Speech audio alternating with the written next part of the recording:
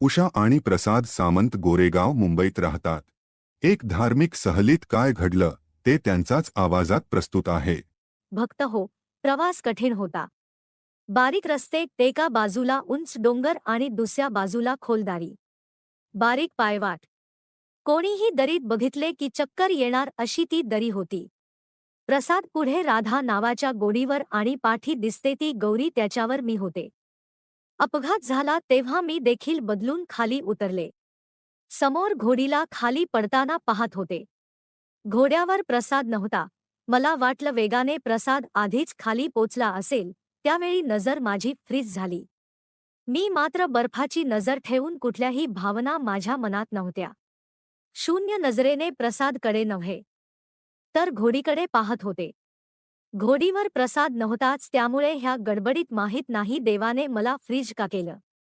नाही तर कदाचित मी उडी मारली असती. 25 मिनिटांनी जेव्हा प्रसादचा आवाज ऐकू आला तेव्हा खरं सांगते की शून्य नजर आणि सगळंच लुप्त झालं होतं. महाराजांनी एका बाजूला मला थांबवलं तर दुसऱ्या बाजूला प्रसादला वाचवलं. घोडी पडताना जर प्रसादने बघितली असती तर तिच्या गिरक्या गिरक्या घेत खाली जाणं हे आजही माझ्या डोळ्यासमोर आहे. पाय दुमडून घोडी गोल गोल फिरत खाली पडते ते आजही माझ्या डोळ्यासमोर आहे. हे जर प्रसादने बघितलं असतं तर मला नाही वाटत नक्कीच प्रसाद घाबरून जरा तरी साईडला गेला असता तरी तो दरीत कोसळला असता. ती दरीत होती पण तो फक्त दरीची जी कडा असते त्याच्यावरचं रान हातात धरून तो खाली जात होता आणि त्याला कपार मिळणं म्हणजे जणू काही महाराजांनी दिलेला आधार. जसं गणू जवरे याला कपारीत बसवलं. प्रसाद ओरडू लागला तेव्हा आम्हाला कळलं की प्रसाद जिवंत आहे. फारच धक्कादायक अनुभव होता. जय गजानन.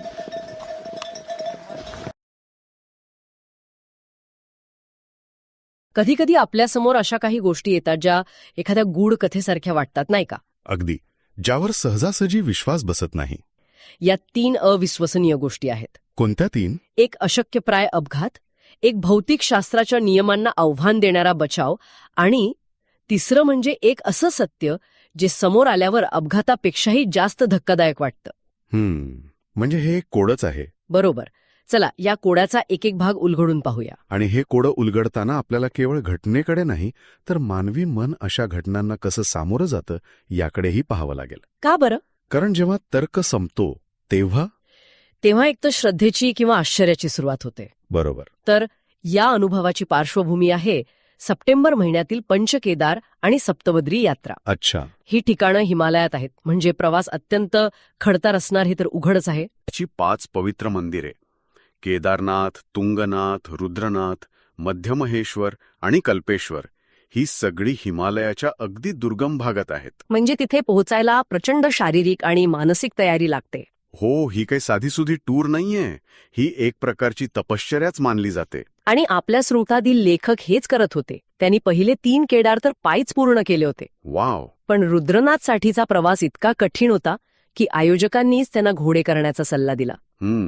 आणि याच निर्णयामुळे ते एका अशा प्रसंगात सापडले ज्याची त्यांनी कधी कल्पनाही केली नसेल. तर मग प्रश्न हा आहे की त्या दिवशी त्या तीव्र उतारावर नेमकं काय घडलं? हो, तिथूनच सुरुवात करूया.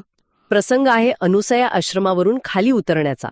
ते घोड्यावर बसले आहेत. आणि वाट कशी होती? तीव्र उतार, अरुंद वाट, आणि अचानक काही कळण्याच्या आत त्यांच्या घोडीचे पुढचे दोन्ही पाय दुमडले जातात. अरे बापरे. हो, क्षणार्धात सगळं काही नियंत्रणाबाहेर जातं. इथे एक तांत्रिक मुद्दा लक्षात घ्यायला हवा. तीव्र उतारावर घोडीचे पाय दुमडणं म्हणजे नेमकं काय होतं? काय होतं? गुरुत्वाकर्षणामुळे घोडी आणि स्वार दोघेही प्रचंड वेगाने पुढे फेकले जातात. म्हणजे तोल सांभाळायला शून्य वाव असतो. म्हणजे घोड्यावरनं अक्षरशः लॉन्च झाले असं म्हणता येईल. अगदी तोच शब्द. ते फेकले गेले. आणि नेमकं तेच घडलं. ते हवेत फेकले गेले आणि थेट दरीच्या दिशेने कोसळू लागले. त्यांनी बाजूच्या गवताला पकडण्याचा एक अगदी शेवटचा प्रयत्न केला, पण उताराचा वेग इतका जास्त होता की हातात काहीच आलं नाही. काहीच नाही. सरळ खाली कोसळले. आणि इथे वेळेचं गणितच बदलतं.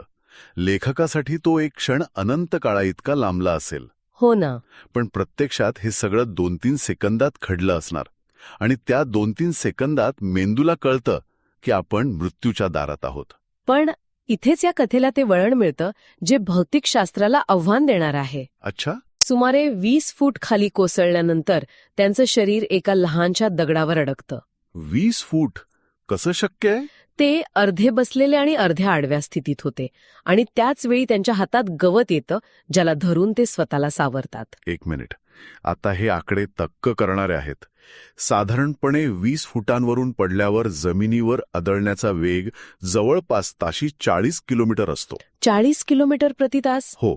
अशा वेगात शरीराची हाडं मोडण्याची किंवा गंभीर इजा होण्याची शक्यता 90% जास्त असते. अरे देवा. आणि इथे लेखक फक्त दगडावर अडकत नाहीत, तर त्यांना स्वतःला सावरायला आणि गवत पकडायलाही उसंत मिळते. हे अविश्वसनीय आहे. ऊर्जेच्या संरक्षणाच्या नियमानुसार, म्हणजे कॉन्झर्वेशन ऑफ एनर्जीच्या नियमानुसार, हे घडणं जवळजवळ अशक्य आहे. पडणारी वस्तू इतकी वेगवान असते, तिला इतक्या कमी जागेत इजा न होता थांबवणं अविश्वसनीय आहे. वरती तर हाहाकार उडाला होता. त्यांचे सहकारी, घोडेवाले सगळे आरडाओरडा करत होते. साहजिकच आहे, त्यांना वाटलं असेल की गेले दरीत. अगदी. पण खालून त्याने आवाज दिला की मी जिवंत आहे, ठीक आहे. तेव्हा कुठे सगळ्यांच्या जीवात जीव आला असेल.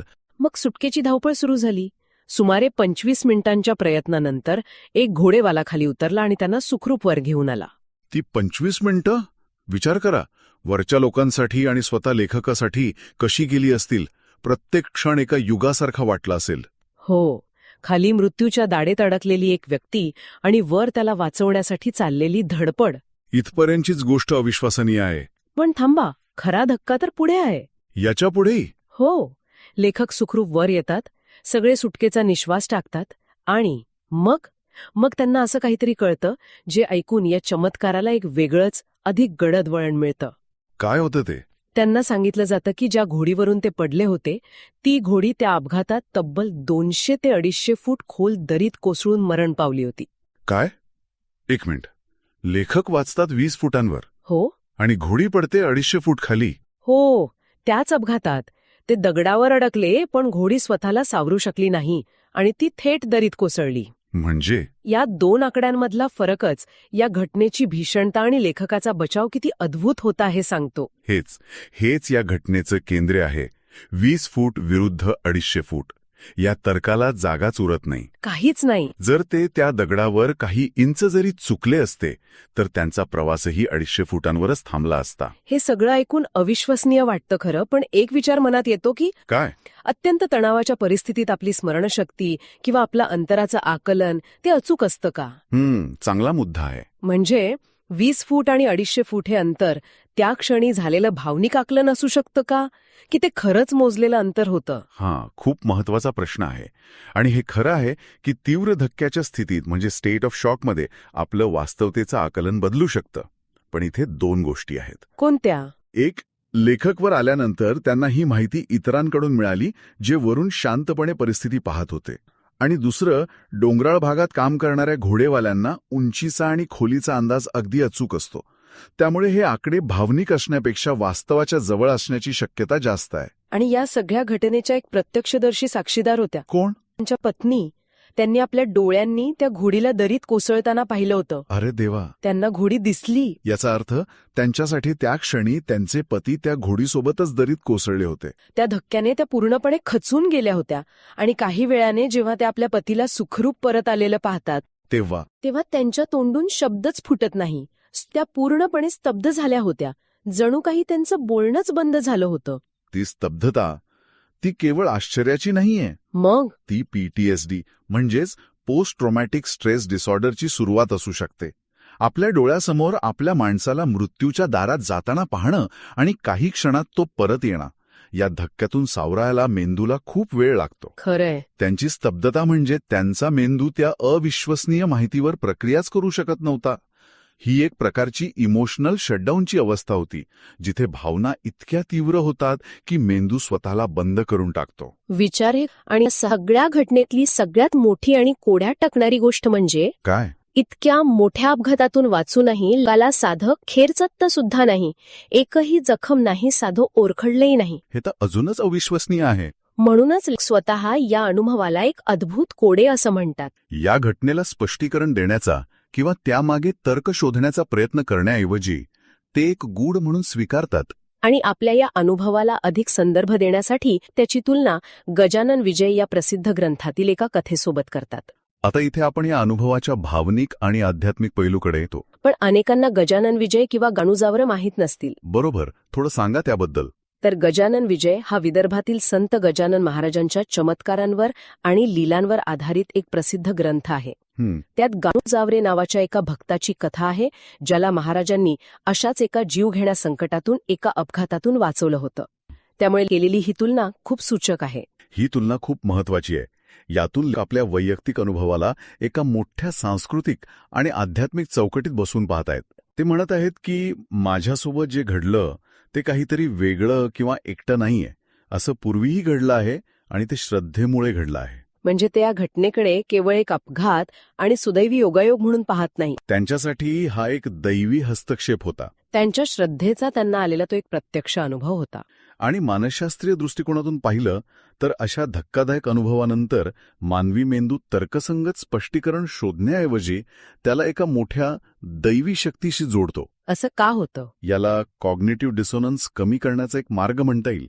अपघात, मी मरायला पाहिजे होतो, आणि बचाव, पण मी वाचलो, यातली तफावत इतकी मोठी आहे की मेंदूला ते पटत नाही. बरोबर. आणि मग दैवी हस्तक्षेप हेच मेंदूला पटणारं एकमेव उत्तर वाटतं. यामुळे त्या निरर्थक वाटणाऱ्या घटनेला एक अर्थ प्राप्त होतो आणि त्यातून मानसिकदृष्ट्या सावरणं सोपं जातं. म्हणजे या तुलनेमुळे त्या अपघाताचं रूपांतर एका अनुभवात होतं. परफेक्ट. तो केवळ एक अपघात राहत नाहीये, तर तो एक अनुभव बनतो. एक अशी गोष्ट जी त्यांना आयुष्यभर एक वेगळी शक्ती आणि दिशा देत राहील. खरंय, हा वैयक्तिक अनुभव आणि आध्यात्मिक कथा यांची सांगड घालण्याचा एक सुंदर प्रयत्न आहे. तर आज आपण पंचकेदार यात्रेतील एका अविश्वसनीय अनुभवाचा मागोवा घेतला. एकाएकी झालेला अपघात, 20 फुटांवर भौतिकशास्त्राच्या नियमांना बगल देणारा बचाव, घोडीचा 250 फूट दरीत कोसळून झालेला दुर्दैवी अंत, आणि त्यातून कोणत्याही जखमीशिवाय वाचलेला प्रवासी. ही संपूर्ण घटनाच थक्क करणारी आहे. या घटनेतील प्रत्येक टप्पा, मग तो अपघाताचा क्षण असो, वाचण्याचा क्षण असो, पत्नीच्या मानसिक स्थितीचा भाग असो किंवा त्यानंतर समोर आलेलं सत्य असो, प्रत्येक टप्पा आपल्याला आश्चर्याचा धक्का देतो आणि विचार करायला भाग पाडतो. तर मग शेवटचा विचार, जेव्हा एखादी घटना तर्क आणि विज्ञानाच्या चौकटीत बसत नाही, तेव्हा तिला काय म्हणावं? निव्वळ नशीब, दैवी चमत्कार प्रमाणे केवळ एक अद्भुत कोडे. याला काय म्हणावं यापेक्षा अशा घटना आपल्याला काय शिकवतात हे जास्त महत्वाचं आहे. त्या आपल्याला सांगतात की आपलं ज्ञान, आपला तर्क आणि आपलं नियंत्रण किती मर्यादित आहे. कदाचित काही प्रश्नांची उत्तरे शोधण्यापेक्षा ते गूढ म्हणून स्वीकारण्यातच त्यांचं खरं सौंदर्य दडलेलं असतं. कारण असे अनुभवच आपल्याला आपल्या अस्तित्वाच्या आणि या विश्वाच्या विशालतेची पुन्हा एकदा जाणीव करून देतात. जर तुम्हाला हा कार्यक्रम आवडला असेल आणि अशा आणखी अनुभवांविषयी ऐकायचे असेल तर कृपया फोन करून नितीन गोखण यांना कळवा. खरंच, आजच्या जगात जिथे DM फॉर कोलॅब चालतं, तिथे फोन करून कळवा हे वाचायलाच किती वेगळं वाटतंय.